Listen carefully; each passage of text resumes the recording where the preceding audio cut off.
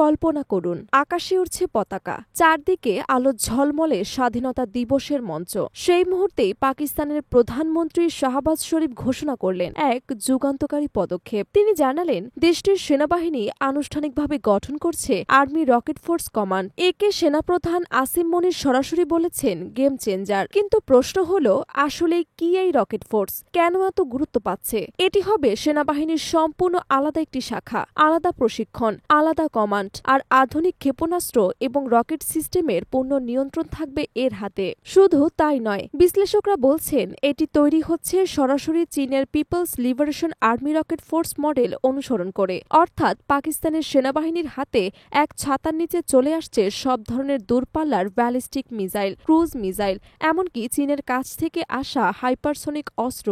এই বাহিনীর কাজ খুব পরিষ্কার: যুদ্ধক্ষেত্রে সরাসরি সেনাদের সহায়তা করা, দূরপাল্লার আক্রমণ চালানো, শত্রুর বিমান প্রতিরক্ষা, কমান্ড সেন্টার এবং বিমান ঘাঁটি গুড়িয়ে দেয়া। অর্থাৎ ভবিষ্যতের লড়াইয়ে যে আধিপত্য দরকার তার বড় অংশ গড়ে তুলবে এই রকেট ফোর্স। চীনের সামরিক সহায়তায় পাকিস্তান পাচ্ছে কিছু ভয়ঙ্কর অস্ত্র।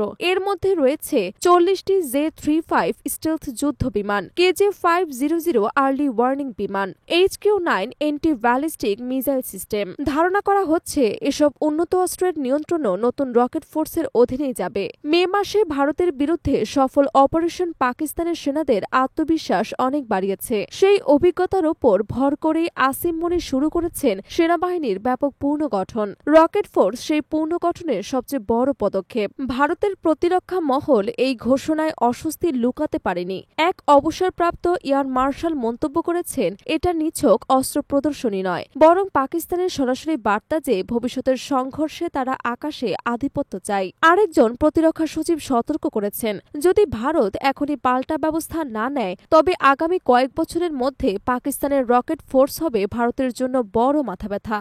সবচেয়ে বড় বিষয় হল, এই উন্নয়নের পেছনে স্পষ্ট দেখা যাচ্ছে চীনের ছায়া।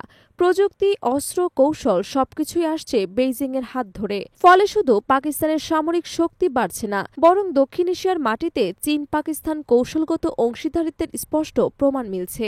পাকিস্তানের পক্ষে বিশ্লেষকরা বলছেন, এই বাহিনী ভারতের বিমান প্রতিরক্ষা ভেদ করা সহজ করবে। দক্ষিণ এশিয়ার যুদ্ধক্ষেত্রে এটি হবে একেবারে গেম চেঞ্জার। অন্যদিকে ভারতের কৌশলবিদরা মনে করছেন, এটি কেবল দুই দেশের মধ্যে অস্ত্র প্রতিযোগিতা বাড়াবে, ফলে অঞ্চল আরও অস্থিতিশীল হয়ে উঠবে। তাহলে শেষ প্রশ্ন, পাকিস্তানের রকেট ফোর্স কি সত্যি দক্ষিণ এশিয়ার শক্তির ভারসাম্য পাল্টে দেবে, নাকি এটি কেবল নতুন অস্থিতিশীলতার ঝড় তুলবে? একটি বিষয় কিন্তু নিশ্চিত, ভারতকে এখন নতুন করে ভাবতে হবে তার প্রতিরক্ষা কৌশল নিয়ে। আর এই পদক্ষেপ আগামী দিনের ভূ রাজনীতিতে রেখে যাবে